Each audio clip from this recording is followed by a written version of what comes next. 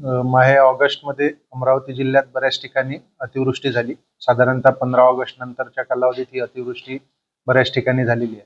त्यामुळे शेती पिकाचे ज्या ज्या ठिकाणी नुकसान झाले होते, ते अतिवृष्टीमुळे असो किंवा नदी नाल्याला पूर आल्यामुळे तेथील पिकाचे झालेले नुकसान असो, या सर्वांचे जिल्हा प्रशासनाच्या मार्फत स्थानिक क्षेत्रीय स्तरावर कृषी सहाय्यक, ग्रामसेवक आणि तलाठी यांच्या मार्फत पंचनामे करण्यात आलेले आहे.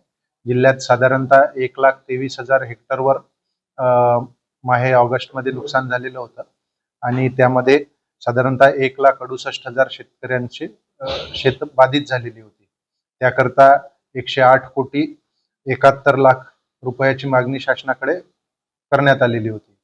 या अनुषंगाने शासन स्तरावरून 23 सप्टेंबर रोजी 108 कोटी रुपये मदतीचा GR सुद्धा निर्गमित झालेला आहे.